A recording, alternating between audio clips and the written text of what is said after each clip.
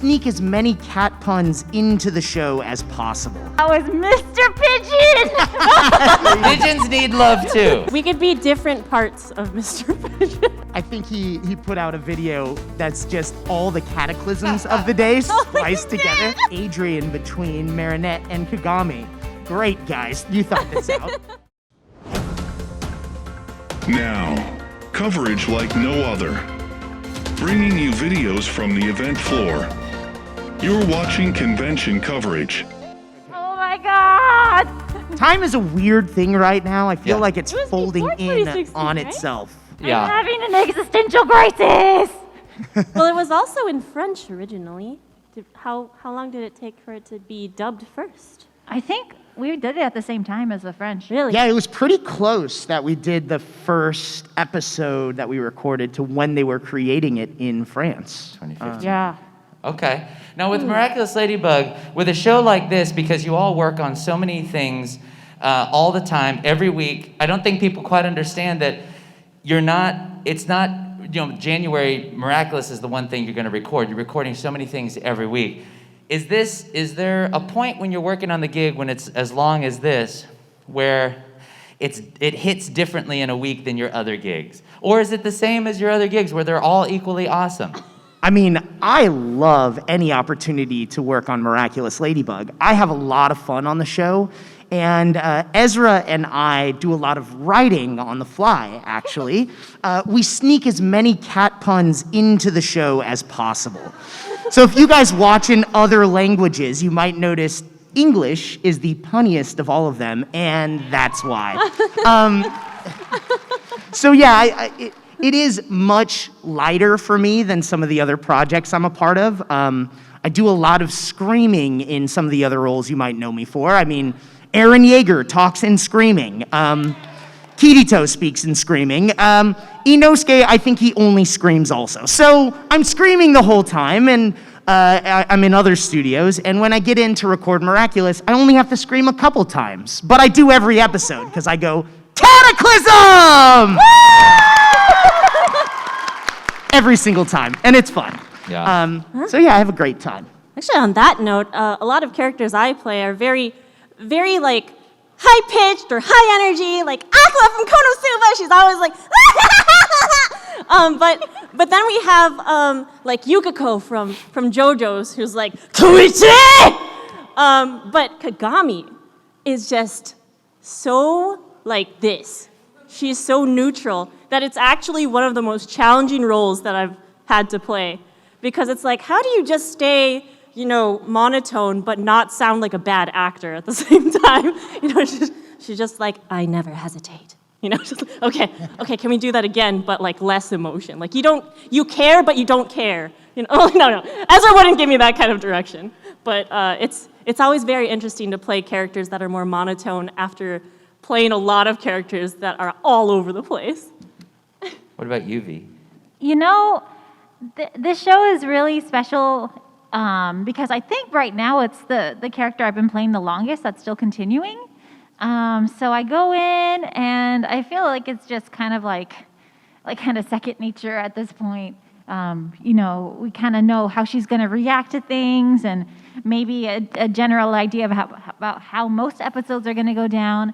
And working with Ezra and Mike Fox, it's so much fun. It's just a different vibe from any of the other shows that I work on, to be honest.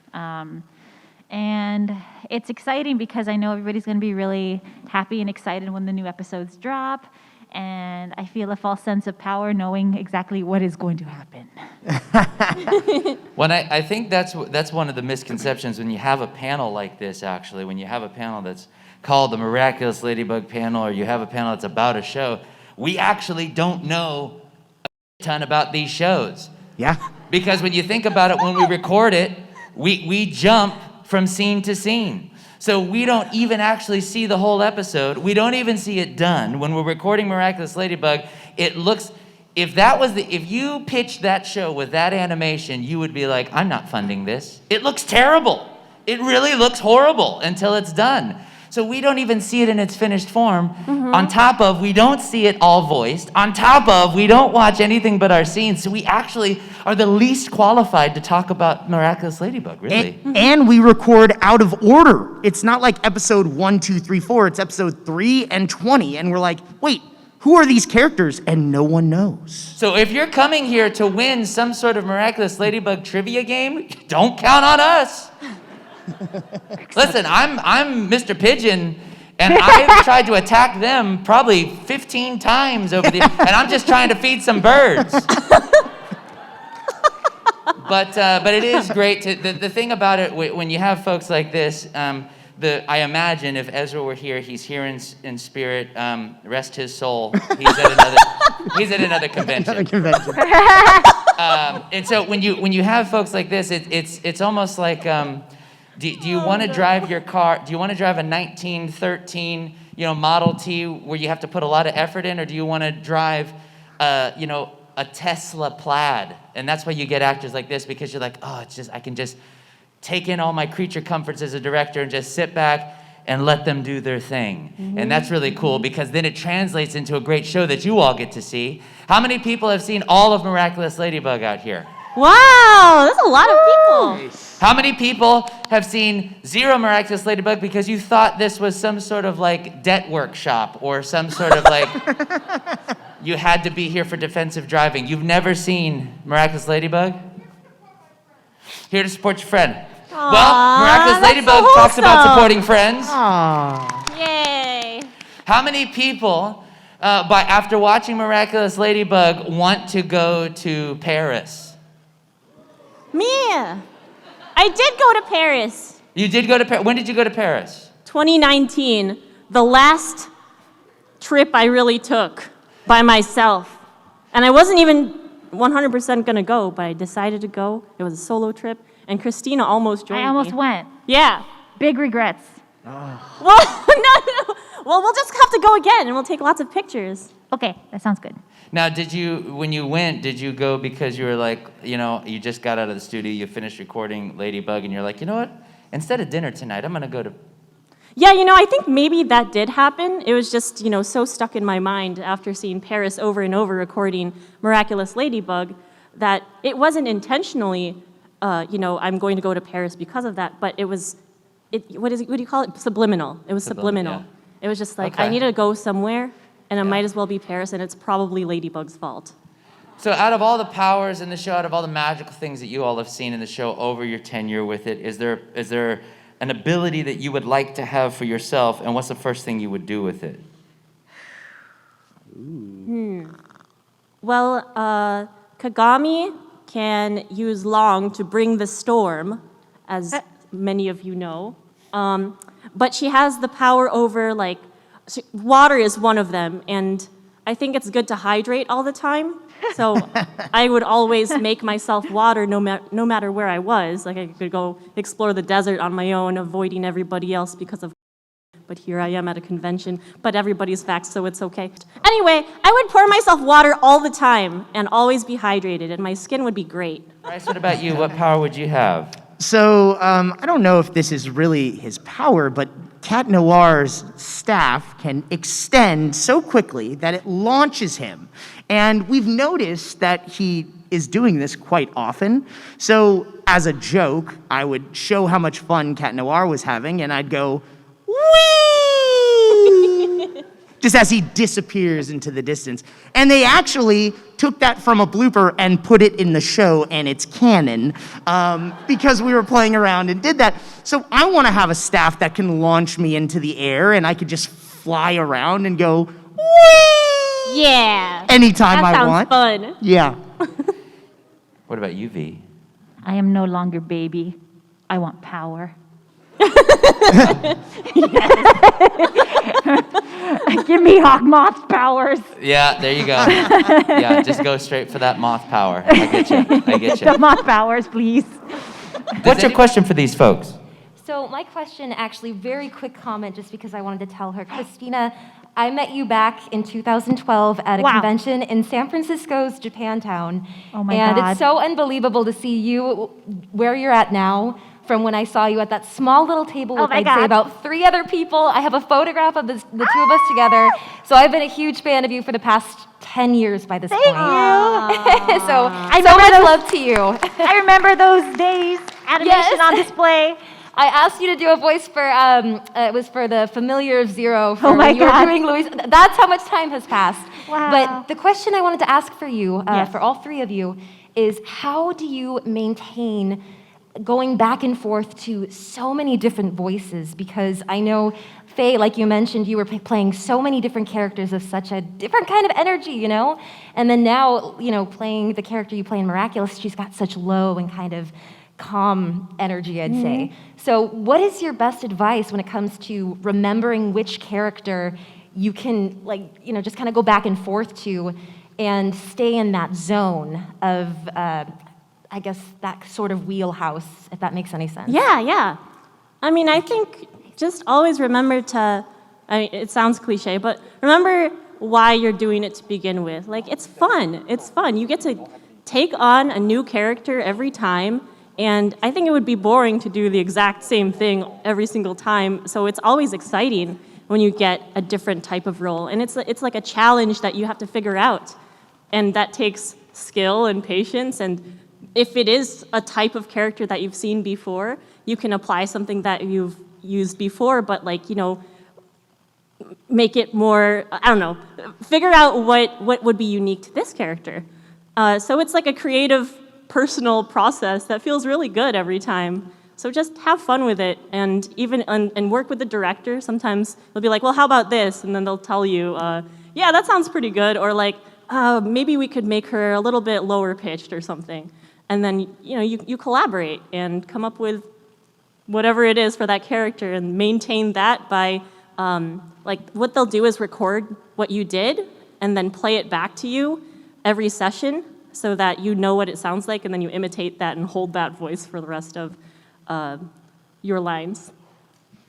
Yeah. I thought you were about to say your life. For the rest of your life. Yeah. Until you are given a new direction, new character. Multiple show relationships are very funny, especially between Cristina and I, because I was working on multiple shows, Miraculous Ladybug and 7 Deadly Sins at the same time. So I would go to one session in the morning and be like, "M'lady," and then I'd go to my session in the afternoon and be like, "Hey, let's eat this piggy." So good times. One trick that I use is my face, because all we have as voice actors is that one tool. Using other things, other parts of our body, like our face or our body, to get into those scenes is actually really helpful. So, like, for Meliodas, I have to raise my eyebrows so high it stretches out my vocal cords. And for Adrian and Cat Noir, I just kind of think of Adrian as a little more shy, kind of, and, you know, reserved, and then Cat Noir is just suave. So I don't know. I've played those particular characters for so long, I can jump right into them, but I really do use my face for a lot of my other roles. You know, I don't know, to be honest. I feel like it's pretty easy for me to, like, kind of jump between different roles and different sessions. I think maybe it just comes from, like, having done it for so long. But I think it's really fun. I get to play a lot of different kinds of characters, like high squeaky voices, or then sometimes, a lot of the times, I'll be down here, which is really nice for my, it's a nice break. That's for me. impressive. Thank you. That's also one of my talents. I mean, it's kind of like walking. When you're walking, people don't ask you, like, how do you walk so well? You've just been doing it so long. Yeah. You wake up and you don't think about all the little microtransactions that happen in your body to make this happen right here, where you Yeah. have to get balance, and then you take a step forward, and the muscles have to communicate with the brain, and then there has to be blood flow. You just, like, you've developed that. Yeah. And so then you just walk in and you go, bam, boom, bam. Yeah. But it You is got it. interesting to think about. Yeah. What about you, Todd? In terms Like, of, if you could break it down. Well, for me, it's just a matter of, because there's a lot of different disciplines. Some people mimic other people and they do their bad impression of that person, and then that comes out as its own impression. Like if someone does a Christopher Walken impression, maybe it's not the best impression, but that creates a new voice that they apply to a character. For me, I just try to be... to be truthful to the scene, the character that comes, and then the character that comes from that is just what comes out. And if people don't like it, obviously we're going to make adjustments. But then it's like, well, that's what I bring to it. So it's like saying, I wish this hammer was like a screwdriver. Well, then go get a screwdriver. You don't want that hammer. So then there you go. You like my hammer or you don't like my hammer. You know what I mean? So I'm going to bring a lot of different kinds of hammers made from different metals. But I'm still a hammer, right? And that's okay. And so many people will want one of those hammers or multiples of those hammers. Listen, if you, no, never mind. It's a process that you develop over the years. I mean, how many people in here are painters or artists where you draw or you take photographs? It's the same kind of thing, right? You just do it enough and you know what you're doing, and it's actually hard to teach it because it's become such an ability for you, right? And you know what? That's okay to take glee in that and to be like, this is my superpower, that's my superpower, that's my superpower, that's my superpower. Because guess what? Yeah, we're at what we do. And let me tell you, that's okay because there are a million things I'm terrible at. So if there's one thing I can be good at, let me freaking embrace that, right? Yeah. Yeah. Okay. Have you guys seen that image, that's meme of like how to draw an owl? Step 1, draw a circle. Step 2, draw the rest of the owl. Yeah, exactly. That's a good point. Yeah. Step 1, breathe. Step 2, good luck. Yeah.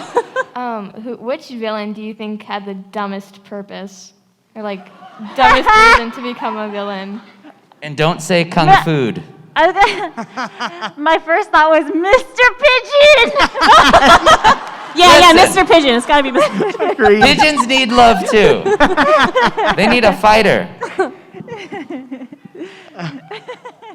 Same. Every villain has their place. Senator Faye Mata, representing California. Some more than others. My friends on the other side of the aisle. What about you? Okay, so Faye thinks everybody's equal and great. All the villains get participation awards. What about did you, it. Bryce? Good job. You terrorized the city a little Good job, bit. Mr. You possessed one person at least. You possessed one. That was great. I could see Faye's character swooping in. What about you, Bryce? I'm on the Mr. Pigeon train too. I gotta agree.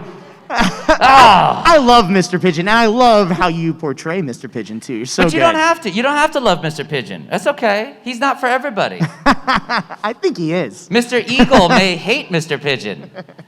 Okay, that's a good question. Who's your villain that you're like, man, what's going on? Why are they taking up data on the screen? Mr. Pigeon. Stay after the panel. I'm going to talk to you real fast. What's your question for everybody? My question is, when you all started working together, did any of you already know each other? That's a good question. 2 good questions in a row. Yeah, it's funny that you say work together because we don't actually record together. If you guys didn't know that, we're all these guys since like 2019, except for Faye. Yeah, it's been a very long time since we've seen each other. We're all in our own rooms recording, and sometimes you're the first one and you're just talking to nobody. And sometimes you guys go first and I get to act off them, and that's always really helpful and really great when that happens. But yeah, I think we had Cristina worked. and I became very close. Yeah. Over time. There They almost must went to have been. Paris together. Yeah. Yeah. We're tight. Sorry, did I We're interrupt? like this. Yeah, I like it. There must have been other projects before Miraculous that we had worked on. I Yeah. think so. Well, I mean, definitely. That's your homework. Figure out what panels and projects they've all But worked we on. did That's your work homework. on projects I outside think of. the only person I didn't know was Andre, who plays the guy on TV. The guy. I had known Andre for a long time before Oh, that yeah? because we had worked together in different loop groups. And loop groups, you actually do get to be with other actors because they're recreating like crowd noise. Sometimes you replace voices and do these bits, but most of the time you're replacing crowd noise. So we had worked with each other on shows like CSI New York and those types of things that are outside animation. So I had known Andre for a long time. I don't know if there's anyone on the cast that I didn't know before that. Yeah, same. That's a good question. Good question. This season's so intense. I almost cried for Ladybug. Oh my goodness. Did you cry every time because Marinette's now the guardian? She has this responsibility to protect the Miraculous boss. I almost cried. Oh my goodness, just wait till you see the finale. I'm ready. Buy stock and tissue now. Yeah, guys. Finale meaning ephemeral, that episode. What is happened that- in Ephemeral again? Well, I don't want to spoil it for Oh my gosh! Spoilers. Oh, Is okay. that the Finale? season finale, guys? Ephemeral, is that the name of... No. Wait, what? Oh, is there's that- a second part that apparently they don't know yet. Plus has only released half the season. Ephemeral is the mid-season finale. Is that the Luca one? Where Luca... It's Okay. Luca's in it. I'll tell you that much. In Ephemeral, There's a watch. There's a watch. that's the one towards the end. There's a watch. Cat Noir is in outer space for a bit. Yeah, outer Because space. that episode stands out to me because one of my favorite Oh! rewrites happened in that episode. He's in space and he goes, meow, meow, meow, meow, meow. Ezra did that and I could barely talk. I was laughing so hard. He's like, why don't you try this? And I'm like, no way. I love this so much. I think that just makes that episode one of my favorite episodes in the whole series. That was a good episode. I remember it now. And the licensing of that made it the most expensive episode. Yes, yes. of Ladybug. Oh no, they went through Spotify, so it was like 15 cents. But yeah, that was a good little tidbit we didn't know. What's your question? Well, I think we can all agree that Miraculous has so many cringe and awkward moments. What would you say, like, while you're voicing these characters, what is the most awkward line or cringe moment that you've had to do? You put Adrian between Marinette and Kagami. Great, guys. You thought this out. Well, if I wasn't wearing a mask, I would just imitate the awkward smile that Kagami does. It's just like a horizontal teeth showing, trying to smile because she wants to make friends. It's so sad. There's a scene that I wake up in cold sweats about. And it sounds like, oh, Adrian, your hair is so soft. Your eyes so blue, or whatever she says. And she thinks it's his statue. But it's not his statue. It's actually Adrian. I love that It's moment. I felt that. She's just confessing everything in the most saccharine, sweet way. And I'm like, homegirl, we need to talk. Now I know some of you have done some Miraculous cosplay, but within the next, okay, so GMC is going to release, one of their electric cars by 2035. So by 2035, what's a character from Miraculous that you want to cosplay? You have 13 years to put it together.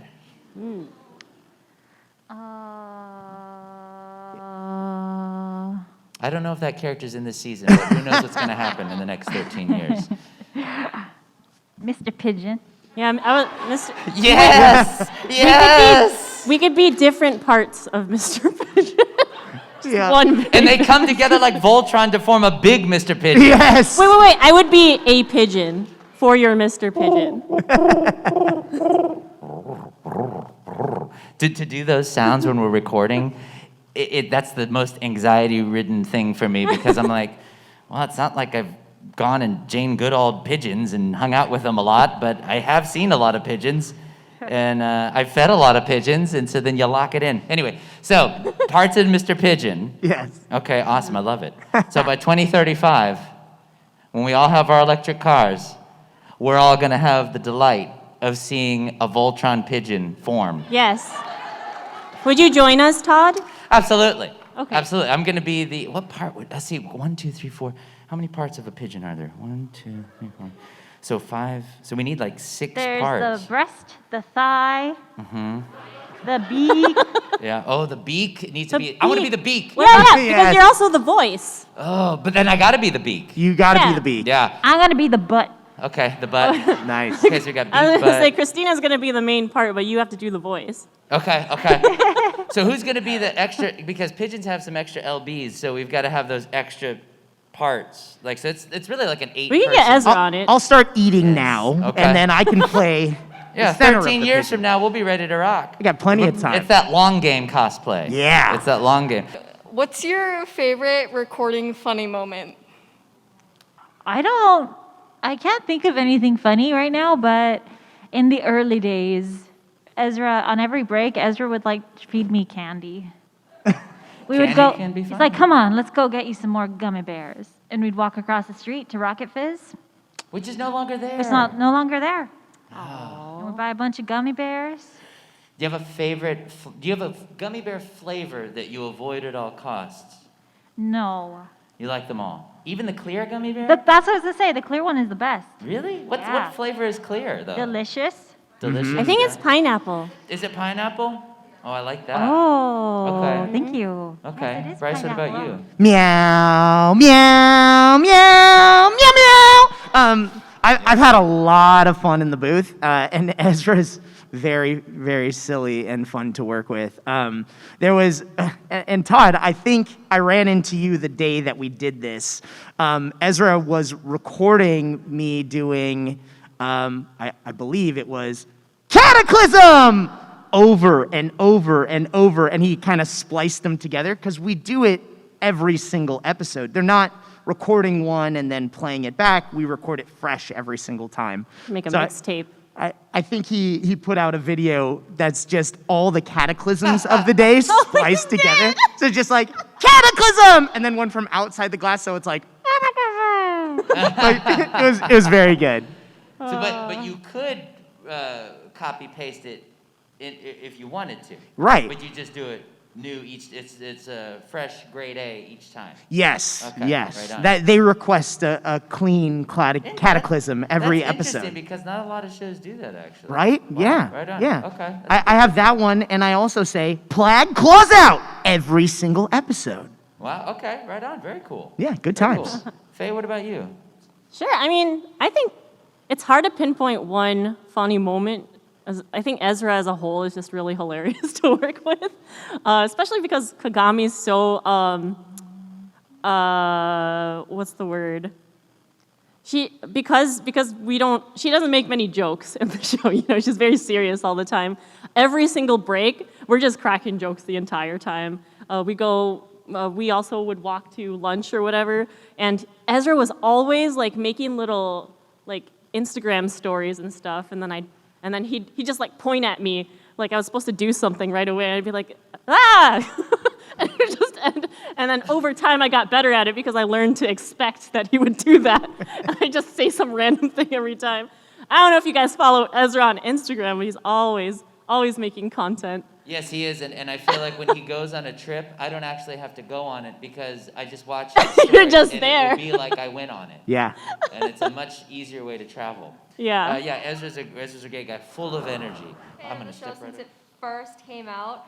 I rewatch it pretty much every year. There was like last year I was too busy, but like pretty much every other year I'll rewatch it.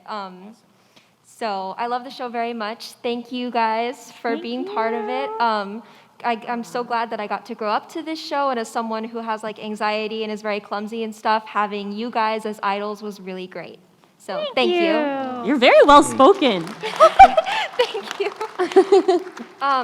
So my question is, I know that a lot of things can get lost in translation sometimes. So occasionally there's just a line where everyone's like, where did that come from? Was there ever a time where you guys read a line and you were like, that was so out of pocket? What? Like, was there ever a time that you read that and you were like, why do I have to say this? I mean, for me, it wasn't a line, it was a character. There's an episode where Adrian throws a party and invites all the guys from the town to his house. So we recorded that out of order. It was very early in the season, and that's an episode that's later in the season. And we're working on this, and, you know, we don't get scripts ahead of time. we've never seen these episodes before. We're kind of watching them and learning about the episode as we're recording. So this party is going on, and a banana flies through the screen. And I was like, what was that? And Ezra's like, I don't know.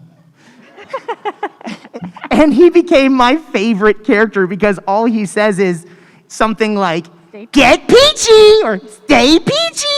And that's it. And we don't see him anymore in that episode. And I left that day going, that's my favorite character.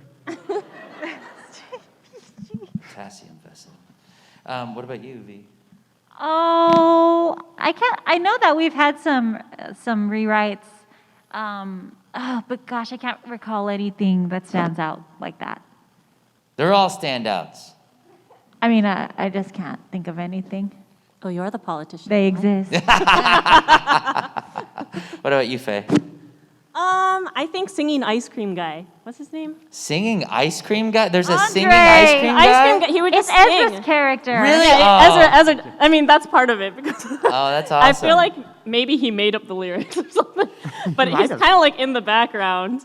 He's a side character, but he's like a singing ice cream cart guy. Oh, I like this. I wish I could remember the lyrics. Does but anyone know the singing ice cream cart guy's lyrics? He would do it so operatically too. The love guy? Yeah, that guy. The love yeah, do you know the yeah. lyrics? Oh, dang No, it. because it's so like I don't know. Maybe he ad-libbed them. You have till 2035 to learn the lyrics. I'm sure Ezra has them memorized. Oh yeah, I'm sure Ezra has them memorized. Ask him. Yes. I would also like to mention that I love Mr. Pigeon. I love villains that just have the most personal, even if it seems small to everyone else, villains with the weirdest reasons are my favorite. So, love Mr. Pigeon. Well, he's a weird one. And his costume, like, you can tell that the costumer, the altruist, made it, and they're like, okay, this is what he asked for. And then he steps out and he goes, woo! And he's like, you like this costume? And he's like, I love it. And he takes off with all his pigeon friends. It's awesome. I can picture that. And I feel like if there was an altruist or a tailor to build it, you would voice that, like your demeanor and everything. You're the person that would make the pigeon costume. So maybe you're canon now. Make my own costume. You make your own costume. Oh, See, there good we go. eye. Okay, 2035, you get it now. This is a big Todd, order. don't Yeah. pigeonhole her. Hey! Who has the puns now, Bryce? Oh, hey Bryce, what's your favorite cat pun that you've put in the show so far? There are too many to choose from. I mean, do you guys want to help me out with one? That was like Splinter Cell. It slid right in, and before we knew it, we were already dead. I know. That was great. Okay, That's how it great. happens. That's how it happens. I love Now, what's your question? I thought it was great. So, as I know, Bryce has like many ways of preparing for like voice acting characters. Like in Inosuke, he drinks black tar coffee. I do. And cackles at people in traffic. Try to make eye contact when I do. Yes. Aaron, he yells at people in traffic. I do. Yes. I just want to know what you guys do to prepare to voice act your characters in the show. Yeah. Do you have any preparation before going in on Miraculous Ladybug specifically? Oh, goodness.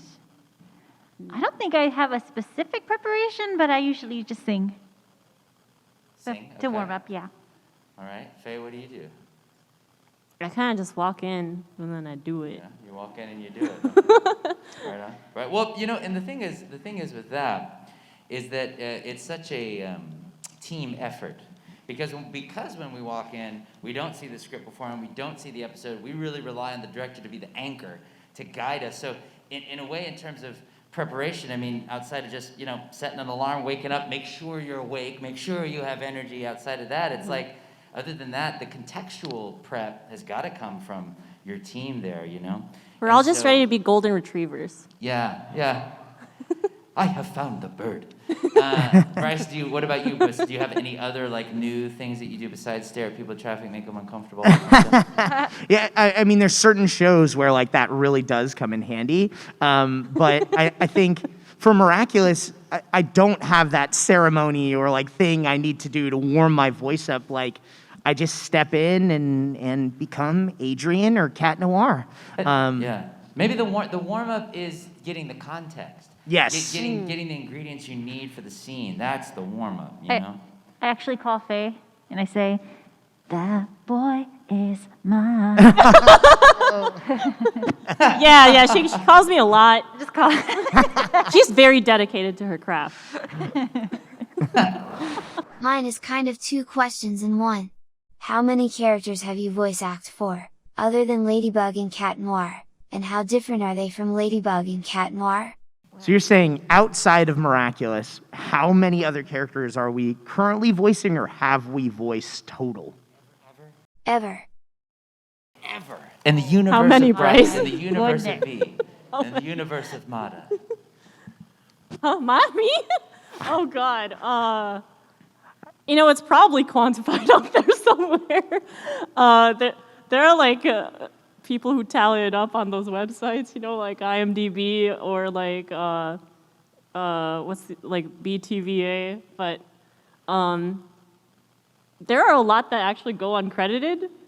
Like sometimes I'll work on a mobile game and do so many characters that I don't know. They're not a lot.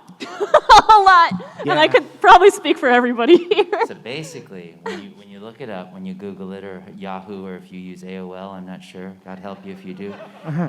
But when you Google it, whatever that number is that you find, more than that. Yeah.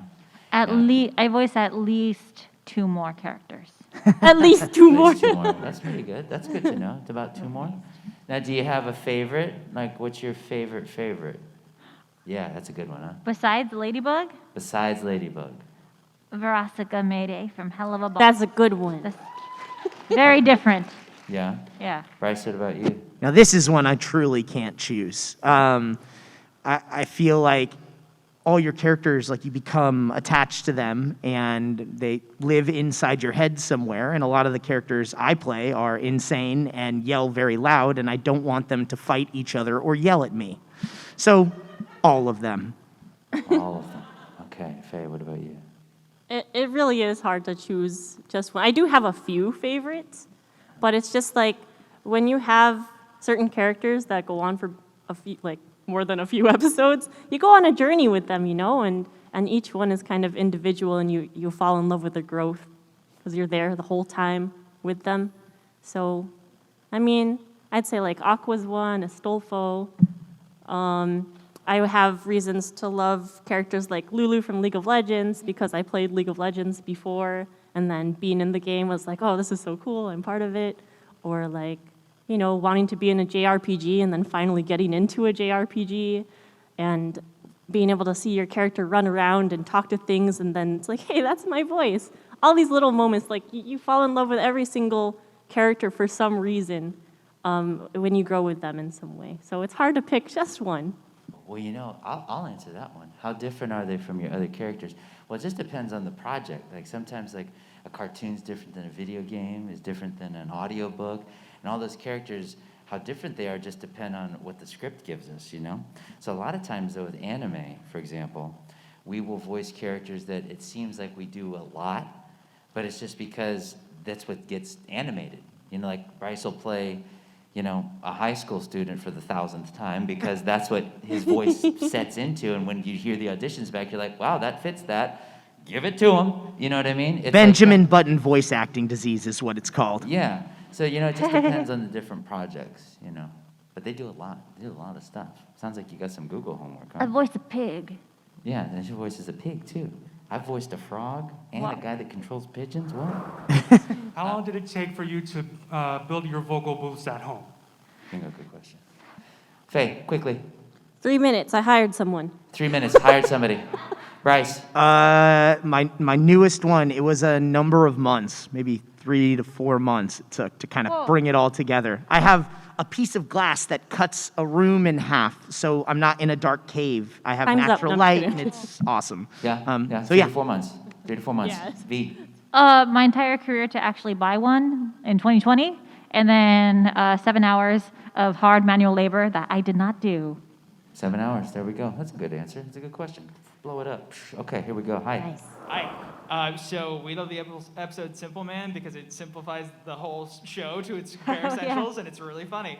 So if you could write an episode that breaks form, like a musical where everyone has accents, or something that lets you do fun stuff with your voice but the same characters, what kind of episode would you do? Like a musical or whatever? That's a good question. V, start it off. Oh, I want a musical, but also they have to have Russian accents. Okay, awesome. Bryce? I just want an eating episode where they hang out and have different meals and you go to each meal with them. That would be fun. Oh, okay, Faye. Live action. Very nice. Okay, very nice. Hi. Who do you think would be the worst at it or the funniest person in the show to replace Hawkmoth? Not your character that you play, though. Mr. Pigeon. Mr. Pigeon. Mr. Pigeon, yeah. There we go. It's perfect. Already a bird guy. How can you answer better than that? Yeah. Signed, sealed, delivered, pigeon. Okay, good. There we go. Hello, what's your question? I was just wondering if any of you guys are planning to go to the cafe the Miraculous location is based on, or like any of the other like show locations that are not like the Eiffel Tower. Yeah, when we go, Cristina. Yeah, I want to go. In Paris? Oh, You guys that'd didn't be know that fun. Ezra's taking us all to Paris to record the Paris next batch, is right? Paris is a real place. Yeah, but I'll you'll text see. him right now. Thank you, Ezra. That's why they were asking what your birth date and your TSA pre-number was. Oh, sure. I want to go to Marinette's Bakery for sure. Marinette's Bakery, Bryce? Yeah. Yes. All of them. Okay, Faye? All of them in cosplay. Oh, there we go. Final question here. What is it? Okay, it's a little boring, I'm sorry. But I understand you guys go through like rigorous like vocal training. So, and play some really draining characters. Like, I think Cristina plays like Killua, right? I think that like is really tough on the voice if you're not experienced. I'm wondering how you guys take care of your voice outside of your professional training. Well, you gotta give yourself some vocal rest time after doing a lot of intense things. Like I stream as well. I think Todd does too. Maybe others here actually. And that is a lot of talking on top of voiceover. So you have to rest your voice, not talk for several hours, days sometimes, drink tea, I don't know, things like that. Yeah, everyone's training is kind of different, and my training didn't come in the formal way. I didn't go to school to be an actor or anything like that, but I taught martial arts growing up. So what I would do is teach a class and just yell at kids and yell at kids and yell at them, and then their parents would take class and I'd yell at their parents. So I've conditioned myself to just scream a ton. You know, And V, what about you? I actually don't audition for roles that are vocally stressful.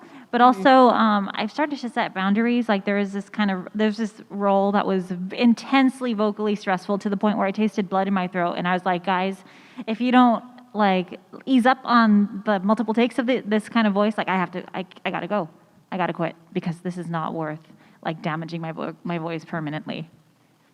Yeah. Boundaries. Yeah, I mean, it's all sorts of different varieties of degrees of pain that we've all gone through at certain points with voicing. I remember I did a character for a show called Blast Rider where I was being tortured on a table for eons, it felt like, but the voice was already pitched very low on top of having to scream, and I did taste blood. I was like, is that iron? We're done for today. But like with Fairy Tale, there was times when it was like, hey, it was a fun show, it's coming back. There was a time when I had to do I think it was an 8.5 second scream. 8.5 seconds doesn't sound like a lot, but children, 1 1,000, 2 1,000, 3 1,000, 4 1,000, 5 1,000, 6 1,000, 7 1,000, 8 1,000, that's how long that scream had to be. That was hard. Now the director at the time, this is talking about stories that are memorable, he does this thing where if I couldn't get a scream out, he would do it at full volume next to the engineer as if that somehow unlocked knowledge in me. And I felt bad for the engineer because it'd be like, he'd be sitting right there and he'd go, no, it's almost long enough, but it's like this. And it's like you could hear it in the other booth. Oh my God. And I'm just like, oh, that's how you scream. Let's try it again. It's not like I don't know how to do it. And so that was memorable to me, but it definitely hurt. I definitely lost my voice on more than one show, as I'm sure we all have. Yeah. And in terms of taking care of it, you just have to, it's vocal rest. It's as simple as that, I feel like, unless you have an extreme problem. I think sometimes we look for these complicated machineries to how do we solve this, how do we do this? Just give it rest, just do that. So one time I was working on a game called what was it, Rage. And I lost my voice. I could not even whisper for 9.5 days. Oh. 9.5. I thought I was done. I was like, okay, let me get into how to be a CPA. But it's like, I was scared because I couldn't even whisper. That was on me. I should have said, we got to stop. But I didn't. And I actually, that was the only show I've ever recorded topless, because I was sweating in the booth so much, and the sweat would freeze because the AC was going. So it was freezing and sweating at the same time. And so mid-take, I was like, hey, this is a weird request. Can I? Because they had a camera in there. And I go, can I take off my shirt because I'm freezing? And you heard silence on the other side, and they're like, yeah, go for it. So that was the only time I recorded, because it was so hot. It was blazing hot, and there's one picture in existence of it because I'm drenched. I cannot talk, bleeding in my throat, and don't do that. Don't do that. But I will tell you what you should do. What you should do is go with whoever you follow away from this panel because it is over, and come see everybody at their autograph tables. Thank you all so much.